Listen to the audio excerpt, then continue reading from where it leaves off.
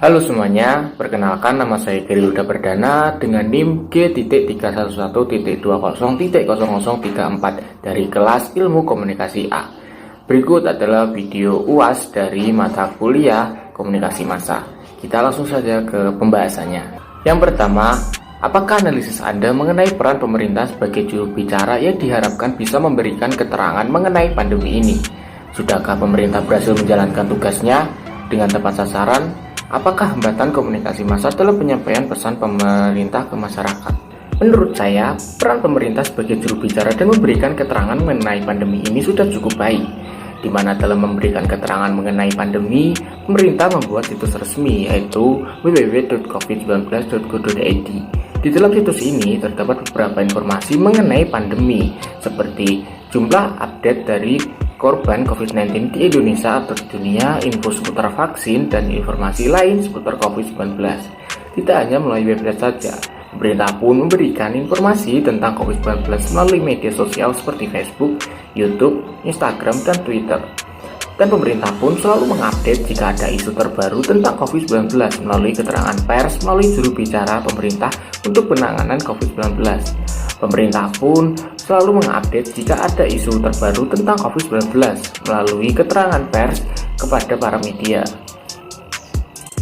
Lalu, sudahkah pemerintah berhasil menjalankan tugasnya dengan tepat sasaran? Menurut analisis saya, sudah cukup baik, namun belum sepenuhnya tepat sasaran, karena masih banyak masyarakat yang tidak tahu apa itu virus corona, dan cenderung tidak peduli. Bahkan ada yang tidak mempercayai COVID itu benar-benar ada. Hal ini menunjukkan jika peran pemerintah sebagai juru bicara yang diharapkan bisa memberikan keterangan mengenai pandemi belum sepenuhnya tepat sasaran ke semua masyarakat. Lalu, apakah ada hambatan komunikasi massa dalam menyampaikan pesan pemerintah ke masyarakat? Menurut analisis saya ada. Yang pertama yaitu banyak masyarakat yang cuek dan tidak peduli dengan virus ini. Yang kedua yaitu banyak pihak yang menyebarkan berita hoax tentang virus ini. Dan yang terakhir yaitu datang dari pemerintah itu sendiri, di mana beberapa kali kebijakan pemerintah di masa pandemi seringkali ditentang masyarakat karena dinilai merugikan. Hal ini menyebabkan tingkat kepedulian dan kepercayaan pemerintah di mata masyarakat menurun, dan pemerintah beberapa kali pun menyatakan pernyataan yang blunder seputar COVID-19. Dilansir dari detik.com, ada beberapa daftar pernyataan blunder dari pemerintah, contohnya saja seperti pernyataan mantan Menteri Kesehatan yaitu Dr. Terawan soal enjoy aja. Beliau mengatakan dari 1,4 miliar penduduk sana, ya paling 2000-an. 2000 dari 1,4 miliar itu kan kayak apa? Karena itu pencegahannya jangan panik, jangan resah, enjoy aja, makan yang cukup. Mungkin hal tersebut disampaikan bertujuan untuk menenangkan masyarakat, namun pernyataan tersebut bisa juga menjadikan bumerang untuk pemerintah karena masyarakat akan menyepelekan virus ini, padahal virus corona sangatlah berbahaya. Yang kedua, bagaimana pers atau media massa bekerja di saat pandemi ini kaitannya dengan mengambil data dari keterangan pemerintah mengenai pandemi ini. Apakah semua keterangan yang diberikan oleh pemerintah itu benar-benar sudah memenuhi standar terbaik pemberitaan? Minimal, media massa menyajikan data terbaik dan terlengkap bukan melulu dari sisi pemerintah. Ada media memberitakan berita tentang pandemi dengan mengambil data keterangan dari pemerintah, namun ada juga yang kurang puas dengan keterangan seputar pandemi dari pemerintah, di mana ditemukan ketidakakuratan data dan ada beberapa data yang simpang siur terutama terkait jumlah korban yang terpapar dan kematian yang tidak tercatat. Dilansir dari VO Indonesia, kondisi ini mendorong Haris Firdaus, jurnalis koran Kompas di Yogyakarta, menjalin kolaborasi peliputan kasus virus corona dengan jurnalis 7 media yang berbeda.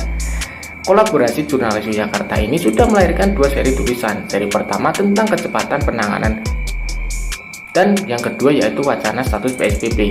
Dalam kolaborasi ini, jurnalis intensif mengulik data, menggelar diskusi, dan melakukan wawancara bersama sejumlah pakar, pejabat, pemerintah, dan warga untuk keseimbangan informasi. Laporan yang dihasilkan tersebut bertujuan untuk mengimbangi informasi tunggal dari pemerintah. Data dari gugus tugas tidak dilihat sebagai satu-satunya sumber data yang harus menjadi acuan, karena masih ada banyak kesalahan dan ketidaksesuaian yang harus diperbaiki.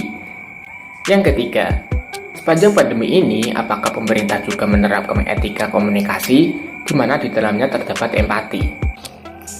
Menurut saya, pemerintah sudah menerapkan etika komunikasi, namun belum sepenuhnya maksimal. Untuk masalah kejujuran, menurut analisis saya, pemerintah belum sepenuhnya jujur terhadap pada data COVID-19 yang masih banyak ditemukan kesalahan dan kurang akurat. Hal ini berdasarkan dari banyaknya berita yang memberitakan tentang hal ini. Apakah ini disebabkan oleh kesalahan teknis atau memang pemerintah sengaja memanipulasi angka tersebut agar menciptakan situasi yang kondusif dan tidak menciptakan kepanikan di masyarakat? Pemerintah juga bertanggung jawab dengan berita atau informasi yang disampaikan, di mana ketika pemerintah memberitakan atau menginformasikan sesuatu yang dapat memberikan kegaduhan, mereka langsung mengklarifikasi berita tersebut. Contohnya, ketika ada salah data tentang COVID-19, pemerintah langsung mengklarifikasi kesalahan tersebut.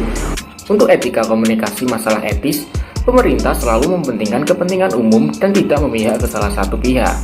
Pada etika komunikasi ketepatan dan objektivitas, pemerintah masih belum menerapkannya dengan maksimal, di mana masih banyak informasi yang kurang akurat seputar data tentang COVID-19. Untuk etika, saya rasa pemerintah sudah menjalankan dengan baik, di mana setiap penyampaian informasi selalu memikirkan kepentingan umum. Dan ketika ada isu atau kabar yang berpotensi menyebarkan kegaduhan, pemerintah selalu menenangkan masyarakat. Sebagai bentuk empati, pemerintah juga tidak terlalu mengekspos korban karena COVID-19. Hal itu bentuk empati pemerintah kepada para korban akibat COVID-19. Yang keempat, bagaimana bentuk etika komunikasi massa yang dijalankan oleh media massa melalui pemberitaan sepanjang pandemi ini? Sama dengan pemerintah, media massa sudah menerapkan etika komunikasi namun belum sepenuhnya maksimal. Untuk kejujuran, banyak media yang tidak bertanggung jawab yang memberitakan berita tentang pandemi yang tidak sesuai dengan fakta. Hal ini terbukti di mana Kominfo menemukan banyak sekali berita hoax dan disinformasi selama pandemi. Dan menurut analisis saya, ada beberapa media yang memberitakan pandemi dengan menggunakan kata-kata atau narasi yang terkesan melebih-lebihkan atau menakut-nakuti. Hal ini akan berdampak kepada kepanikan di masyarakat.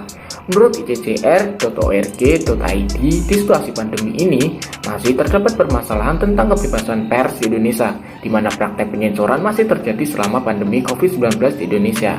Bahkan, penyensoran yang terjadi terkait dengan pemberitaan mengenai situasi pandemi COVID-19. Belum lagi, perusahaan pers juga masih mendapatkan ancaman hukuman akibat pemberitaan selama masa pandemi COVID-19. Pelaporan kepada kepolisian juga menjadi salah satu bentuk ancaman hukum yang paling banyak dijumpai selama situasi pandemi COVID-19. Yang terakhir, yaitu kritik konstruktif, yaitu kemampuan mengkritik atau mengoreksi atas kekeliruan yang terjadi.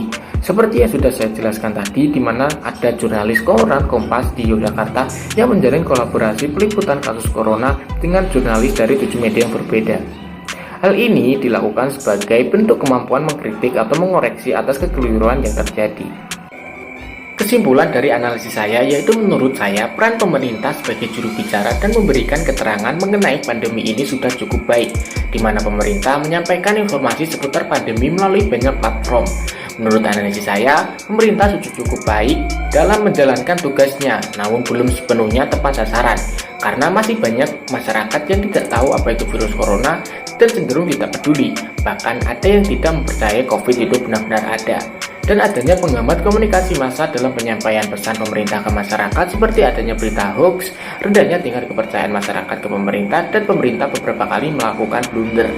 Ada media yang memberitakan berita tentang pandemi dengan mengambil data keterangan dari pemerintah, namun ada juga yang kurang puas dengan keterangan seputar pandemi dari pemerintah, di mana ditemukannya ketidakakuratan data.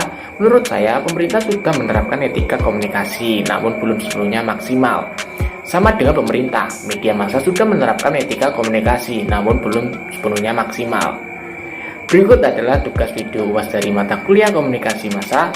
Bila ada salah dalam video ini, saya mohon maaf. Terima kasih dan sampai jumpa.